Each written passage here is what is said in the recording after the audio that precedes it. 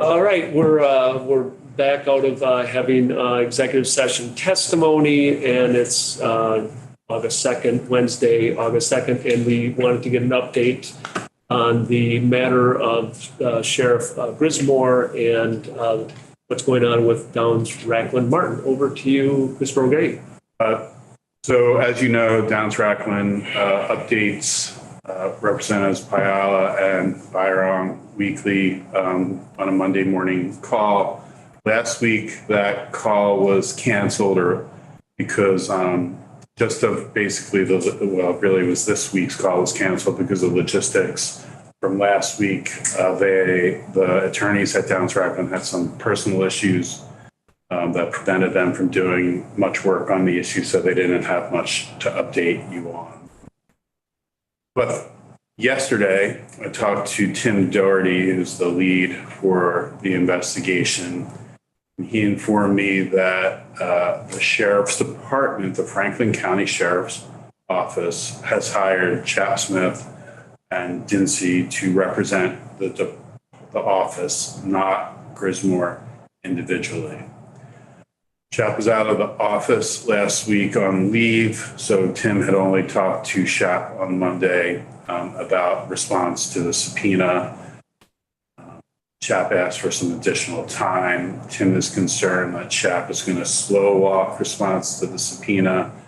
And so Tim was meeting with Chap today to basically set up a timeline for response and to try to avoid the slow walk. If they can't avoid the slow walk, Tim will consult with you and ultimately recommend to file in Superior Court for enforcement of the subpoena. So a question, when Dinsey is the representative representing the sheriff's office, how is that really different than representing Sheriff Grismore? I think it's really about collecting the records of the department that are referenced in the subpoena, reference the office really, and to avoid working directly with the sheriff in collection of those, unless he's the only person that they can collect from. I think they were trying to avoid the individual representation of Grismore because of the ongoing criminal investigations of his actions. But is it still in effect? I mean, who at the sheriff's office are they? They're not representing Grismore in the criminal investigation. Right.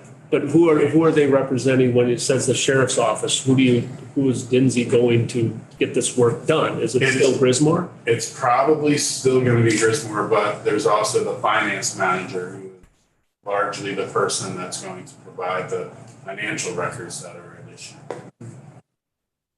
Okay. But that's also part of what the conversation with Chap today is about. Like, how are they going to fulfill the subpoena without getting Grismore to ultimately involved as a decision maker in this process? Right. So they don't. Let's say they still walk the subpoena or they don't respond, and we sue who? We sue the sheriff's office, and they still don't respond. We can't put the sheriff's office in jail for contempt. I mean, who would that be? He's the named party on the subpoena, right. So he would be the one that would be named in the. Okay. So I think I understand. Questions? So that's where we are. I plan to talk to Tim tomorrow, get a further update. Hopefully he'll have a framework of a schedule for going forward with Chap in compliance with the subpoena. And if we can find out if that's going to impact the October 16th date that we're looking at for getting the report, that would be helpful. Okay. I think, is there anything else this afternoon? I don't see anything else, so we'll adjourn.